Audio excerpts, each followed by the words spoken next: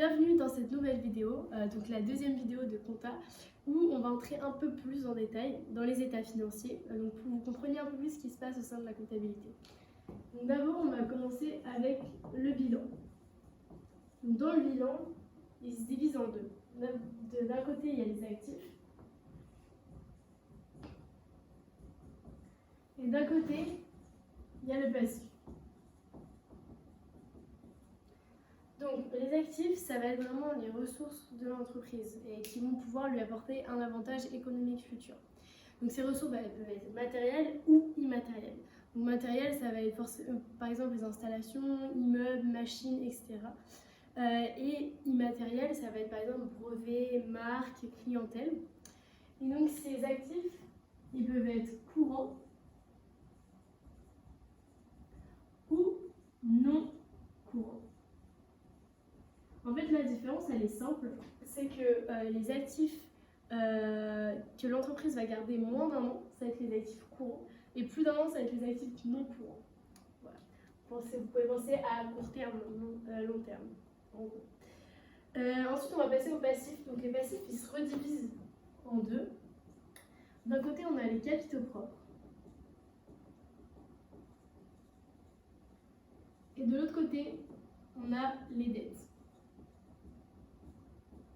Donc les capitaux propres, donc ça va être vraiment le montant qui est apporté ou investi, donc soit par le propriétaire, soit par les actionnaires, et donc et aussi les revenus générés en plus de ça. Donc on va avoir au sein des capitaux propres le résultat de l'entreprise, le capital social et les réserves. Ça, c'est ce qui va vraiment constituer les capitaux propres. Et donc ensuite de ça, on va avoir les dettes. Donc les dettes, ça va être, vous connaissez tous les dettes, ça va être vraiment ce que l'entreprise est obligée de payer aux étrangers du coup de l'entreprise. Donc ça va constituer les salaires, les emprunts, les traitements à payer, etc. Donc ça va se regrouper dans les dettes. Et pareil, les dettes, il y en a des courantes et non courantes. Donc, comme on l'a dit tout à l'heure, ça va être le même mécanisme. Avec les dettes courantes, ça va être les dettes qui vont durer moins d'un an, et les dettes non courantes, celles qui vont durer plus d'un an. Voilà, donc ça c'était pour le bilan. Voilà. Donc il y a une équation qui est très importante de retenir en comptabilité. C'est vraiment, s'il y a un truc à retenir, c'est bien ça. C'est à la fin de votre bilan, il faut absolument que actif égale passif. S'il n'y a pas ça, c'est qu'il y a un souci. Et donc ça signifie actif égale passif. Si vous avez bien suivi, c'est que actif est donc égal à capitaux propres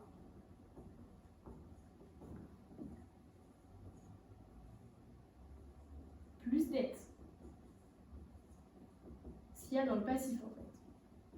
Et donc vous pouvez jouer avec cette équation. Parce que par exemple, si on regarde là, actif égale capitaux propres plus dette, vous pouvez par exemple en déduire les capitaux propres.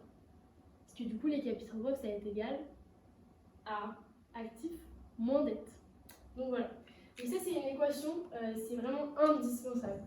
Donc notez-la dans votre tête. Ensuite, on va passer au compte de résultat. Donc, le compte de résultat.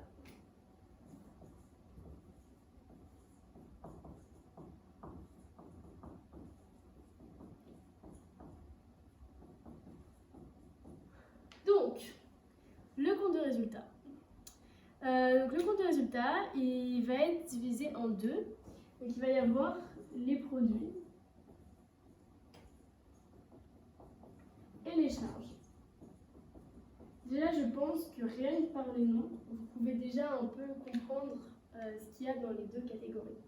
Donc, les produits, c'est ce que toute l'entreprise aura vendu aux produits, tout ce qui va augmenter le résultat. Donc dans les produits, on va avoir par exemple les ventes de marchandises, les ventes de produits finis, les prestations de services, tout ce qui va vous revenir en fait et qui va augmenter le résultat. Tandis que les charges, ça on aime moins, ça va être tout ce qui est achat, tout ce qu'on a consommé et tout ce qui va diminuer le résultat. Donc achat de marchandises, charges externes, impôts et taxes, etc. Tout ça, ça va se retrouver donc dans charge. Et donc là aussi, dans le compte de résultat, vous avez un truc très important à retenir. C'est que produit moins charge, ce qui paraît logique d'ailleurs, c'est égal au résultat. Donc ça c'est pareil, c'est très important de retenir, même si ça paraît un petit peu logique. Donc produit moins charge, tout ce que vous avez vendu, moins tout ce que vous avez consommé, ça va vous donner le résultat. Et donc ce résultat, on en a parlé tout à l'heure, il va être où? Il va être dans les capitaux propres. Donc d'abord on va calculer les produits et les charges, et ensuite on va reporter ce résultat dans les capitaux propres. Voilà, donc ça c'est très important de retenir. Donc ça c'était le compte de résultat. Plutôt simple, non? Donc voilà. Après le compte de résultat, un dernier truc que vous devez absolument retenir, donc ça va être comment vous allez écrire toutes ces transactions dans le bilan.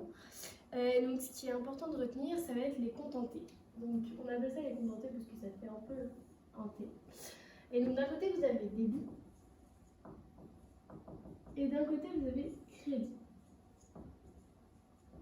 Et en fait, vous allez mettre d'un côté ou de l'autre en fonction de ce que c'est comme transaction. Donc, par exemple, les actifs, si ça augmente, on va mettre à gauche. Parce que les actifs augmentent à gauche et diminuent à droite.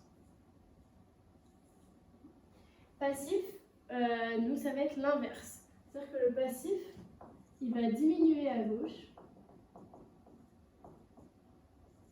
et il va augmenter à droite. Et donc ça, c'est très important que vous reteniez parce que dans l'écriture, quand vous allez mettre des transactions dans un bilan, etc., vous devez connaître ça parce que c'est ça qui va vous permettre de mettre du bon côté. Okay, donc on retient bien, actif augmente à gauche, donc en débit, diminue à droite en crédit. Passif augmente à droite en crédit et diminue à gauche. Voilà, donc c'était tout pour la deuxième vidéo de comptabilité. Vous pouvez regarder les autres pour avoir encore plus de détails sur la TVA, etc. Voilà.